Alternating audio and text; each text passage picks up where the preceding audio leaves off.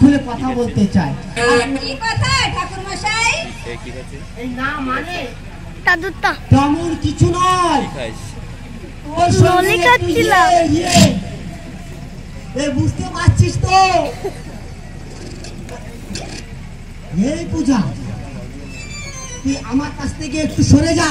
কেন ভয় করছে নাকি? না না, ভয় কিসের? তোর ছায়া এসে আমার গায়ে পড়ছে, সে আবার স্নান করতে হবে।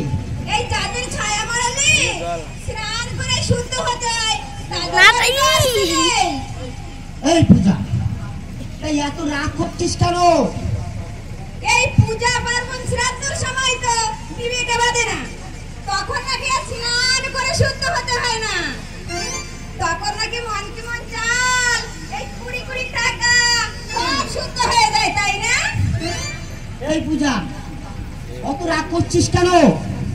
থাক থাক, আর আমতা আমতা করতে হবে না, আমার অনেক কাজ পড়ে আছে। আপনি এখন যেতে পারেন, আমি এখন আসি। এই পূজা, যাচ্ছিস কোথায়? কেন বুঝতে পারছিস না? না তো, তোর দুঃখ ঘুচাতে আবার চোখে ফাঁকি দিয়ে তোর সাথে দুটো কথা বলতে এলাম, আর তুই নাকি রাগ করে চলে যাচ্ছিস। তাই নাকি? কি কথা ঠাকুর মশাই? আপনার মনে এত দয়া? দয়া মানে? দয়া মনে তোর তাহলে পা দেখা যাবে না। আমি এরপর দিলে পরে নেব। মরতে এসেছি, তোকে নিয়ে আমি সব স্থাপন করব। আপনার মনে এত দয়া? নিশ্চয় নিশ্চয়, তুই বুঝতে পারছিস না?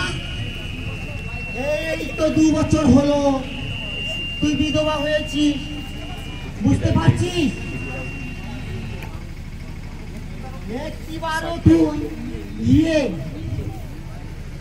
আরে আরে আরে আরে বুঝতে পারছিস?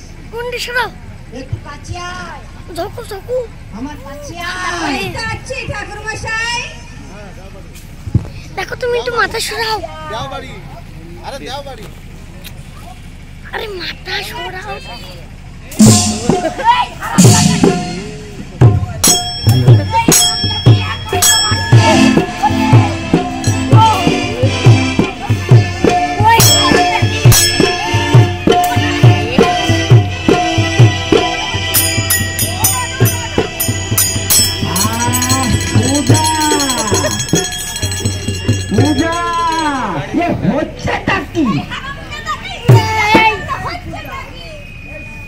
এই পূজা,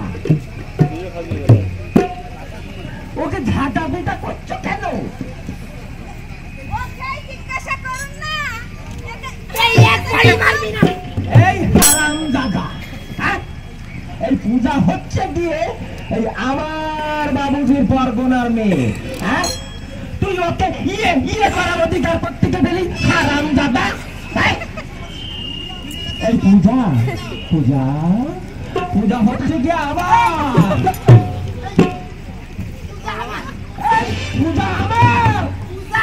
लुंगी खुल गया।